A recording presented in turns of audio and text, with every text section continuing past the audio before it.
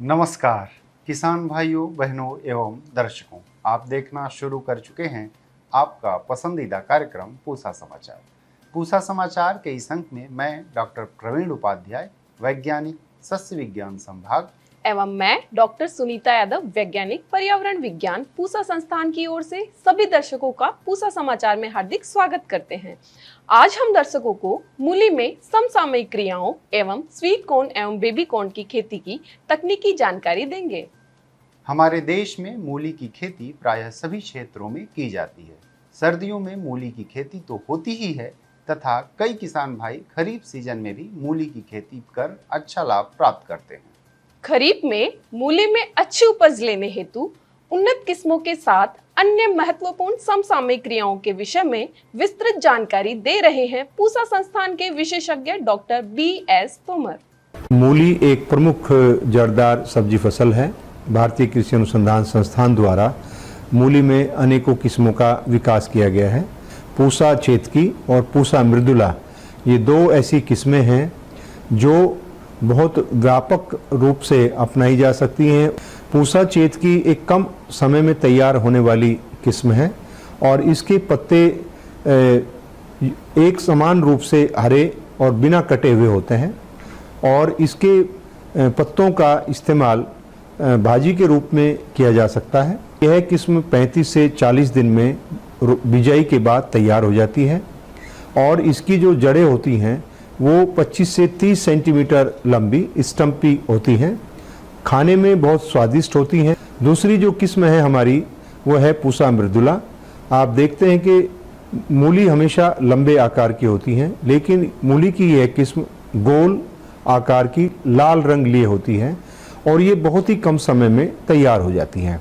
इसके तैयार होने का जो समय है वो 28 से 32 दिन में बिजाई के बाद जड़ों की खुदाई प्रारंभ की जा सकती है।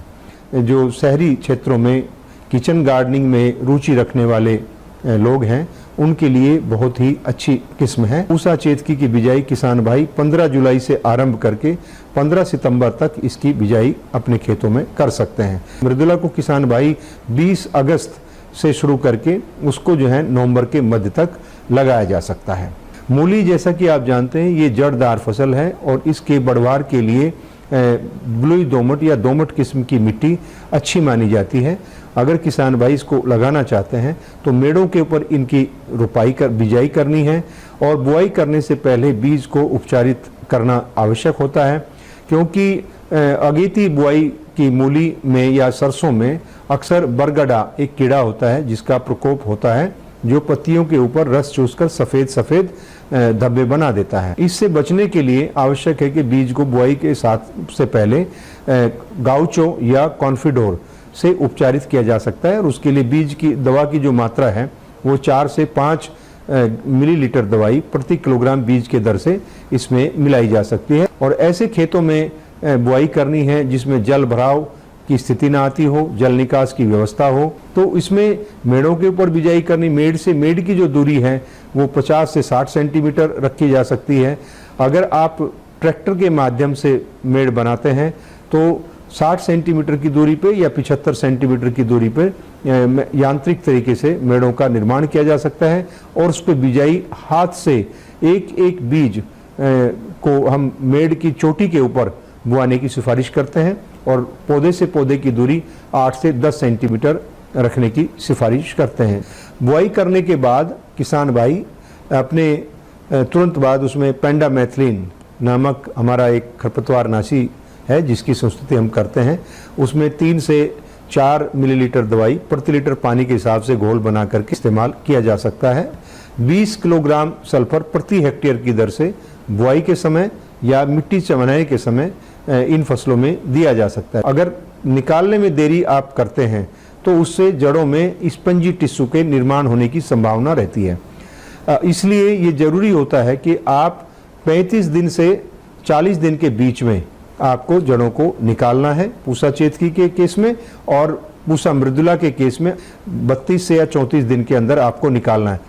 इसलिए आप अगर 1 एकड़ में बुआई करते हैं तो एक साथ सारी जड़ों की बुआई ना करें, ताकि आपको 1 महीने का समय आपको जड़ों के निकालने में और विक्रय में मिल जाए। पूसा चेतकी का बीज आप भारतीय कृषि अनुसंधान संस्थान के बीज उत्पादन इकाई या शाकीय विज्ञान संभाग से प्राप्त कर सकते हैं। इसके अतिरिक्त मृदुला का भी बीज आप शाकीय संभाग या बीज उत्पादन इकाई से प्राप्त कर सकते हैं। और किसी भी कार्य दिवस में 10 बजे से 4 बजे के बीच में हमारे किसान भाई आ सकते हैं। मक्का के परंपरागत उपयोग के साथ आजकल स्वीट कॉर्न एवं बेबी कॉर्न बहुत पसंद किया जा रहा है। ये विटामिन, खनिज, लवण इत्यादि पोषक तत्वों से भरपूर तो होता ही है, साथ ही किसानों के लिए आय का एक उत्तम स्रोत भी है। स्वीट कॉर्न एवं बेबी कॉर्न में अच्छी उपज लेने हेतु उन्नत किस्मों सहित अन्य समसामयिक क्रियाओं की विस्तृत जानकारी दे रहे हैं पूसा संस्थान के विशेषज्ञ डॉक्टर फिरोज हुसैन। नमस्कार किसान भाइयों और बहनों, स्वीट कॉर्न और बेबी कॉर्न लगाने का ये अगस्त और सितंबर महीना सही समय है। और स्वीट कॉर्न, बेबी कॉर्न साल भर लगाया जा सकता है उत्तर भारत में, लेकिन 2 महीना गर्मी के अप्रैल और मई और 2 महीना ठंड के यानी कि दिसंबर जनवरी को हम अवॉइड करते हैं। बाकी किसी भी टाइम स्वीट कॉर्न को लगाया जा सकता है। स्वीट कॉर्न और बेबी कॉर्न सब्जी के तौर पे, सूप के तौर पे या स्नैक्स के तौर पे इस्तेमाल होता है। और स्वीट कॉर्न, बेबी कॉर्न का जो कॉब होता है उसमें प्रचुर मात्रा में विटामिन्स, मिनरल्स और फाइबर पाया जाता है। पूसा संस्थान ने 2 Shankar sweet corn variety develop की है। इसका नाम है पूसा सुपर स्वीट कॉर्न 1 और पूसा सुपर स्वीट कॉर्न 2। इनके बीज दर है करीब 8 kg प्रति हेक्टर और पंक्ति से पंक्ति की दूरी 60 सेंटीमीटर और पौधे से पौधे की दूरी करीब 25 से 30 सेंटीमीटर रखा जाता है। स्वीट कॉर्न करीब 20 से 24 दिन परागन के बाद तैयार होता है और पूरा तैयारी में करीब 70 से 75 दिन लग जाता है। और स्वीट कॉर्न का मिठास करीब 18 से 20% होता है और एक अच्छी फसल से करीब 10 से 12 टन स्वीट कॉर्न और 25 से 30 टन हरा चारा मिल सकता है। पूसा संस्थान ने बेबी कॉर्न के एक शंकर प्रजाति विकसित किए हैं जिसका नाम है ABSH4-1। ये एक मेल स्टेराइल बेबी कॉर्न है। बेबी कॉर्न में जो पुरुष फूल ऊपर होता है उसका परागकण जब बेबी कॉर्न का सिल्क में गिरता है तो दाना बनना शुरू हो जाता है, जिसके चलते बेबी कॉर्न का क्वालिटी खराब हो जाता है। लेकिन ये जो मेल स्टेराइल बेबी कॉर्न हमने बनाया है इसमें पराग की तैयारी नहीं होता है। इसके चलते डीटसलिंग यानी कि पुरुष फूल निकालने की जो प्रक्रिया है उसकी ज़रूरत नहीं होता है और उसके चलते करीब 8 से 10 हज़ार रुपये प्रति हेक्टर की बचत होती है। इस बेबी कॉर्न के बीज दर करीब 30 kg प्रति हेक्टर है और पंक्ति से पंक्ति की दूरी 60 सेंटीमीटर और पौधे से पौधे की दूरी 15 सेंटीमीटर रखा जाता है। बेबी कॉर्न तैयार होने में करीब 50 से 60 दिन लग जाता है और एक अच्छा फसल से करीब 21 से 22 क्विंटल प्रति हेक्टर बेबी कॉर्न और करीब 25 से 30 टन हरा चारा मिल सकता है। स्वीट कॉर्न और बेबी कॉर्न में जो अधिक समस्या है वो है फॉल आर्मी वॉर्म के। फॉल आर्मी वॉर्म एक कीड़ा है जो कि ऊपर पत्ते को काट देता है, जिसके चलते वो बढ़ नहीं पाता है। तो फॉल आर्मी वॉर्म को कंट्रोल करने के लिए इसका जो बीज है इसको 4 टन से डो करके केमिकल आता है जो 6 ml प्रति kg बीज में मिलाया जाता है, जिसके चलते उगाई के करीब 15 से 20 दिन तक फॉल आर्मी वॉर्म से इसका प्रोटेक्शन मिल जाती है। बाद में कोराजेन या डेलीगेट दोनों में से कोई भी केमिकल करीब 0.4 ml या 0.5 ml प्रति लीटर पानी में मिला के उसको छिड़काव किया जाता है, जिसके चलते फॉल आर्मी वॉर्म का काफ़ी हद तक कंट्रोल हो जाता है।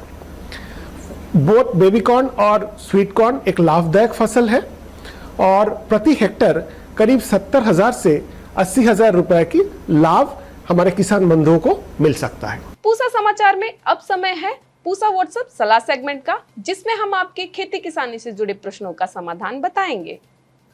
मधुबनी बिहार से राजन कुमार जी ने धान में पत्तियों के सिरों के गलने की समस्या बताई है। आपकी फसल में शीत ब्लाइट का प्रकोप हुआ है। इसके समाधान हेतु हेक्साकोनाजोल की 400 ग्राम मात्रा या शीत मार की 500 मिलीलीटर मात्रा को 200 लीटर पानी में घोल बनाकर 1 एकड़ में तुरंत छिड़काव करें। कोंडागांव छत्तीसगढ़ से पावन भागेल जी ने धान में भूरे धब्बे बनने की समस्या बताई है। आपकी फसल में ब्राउन स्पॉट रोग का प्रकोप हुआ है। इसके समाधान हेतु डाइथेन जेड 78 की 500 ग्राम मात्रा को 200 लीटर पानी में घोल बनाकर 1 एकड़ में छिड़काव करें।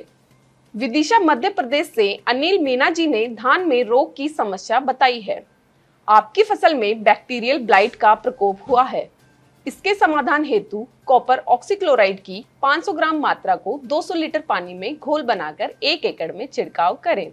7 दिन बाद स्ट्रेप्टोसाइक्लिन की 40 ग्राम मात्रा को 200 लीटर पानी में घोल बनाकर 1 एकड़ में छिड़काव करें तथा 10 से 15 दिन बाद पुनः एक छिड़काव करें। आइए सुनते हैं आने वाले सप्ताह में देश भर में कैसा रहेगा मौसम का हाल मौसम खबर में। भारत मौसम विज्ञान विभाग द्वारा दिए गए मौसम पूर्वानुमान के अनुसार 10 से 15 अगस्त के दौरान पूर्वी भारत, पूर्वोत्तर भारत, हिमाचल प्रदेश, उत्तराखंड, जम्मू कश्मीर, पंजाब, हरियाणा, चंडीगढ़, दिल्ली, राजस्थान, उत्तर प्रदेश, मध्य प्रदेश, विदर्भ, छत्तीसगढ़, कोंकण, गोवा, गुजरात, मध्य महाराष्ट्र, मराठवाड़ा, सौराष्ट्र, कच्छ, कर्नाटक, तटीय आंध्र प्रदेश, यनम, तेलंगाना, रायलसीमा, तमिलनाडु, पौंडीचेरी, कराईकल, केरल, माहे, लक्षद्वीप में वर्षा की संभावना है।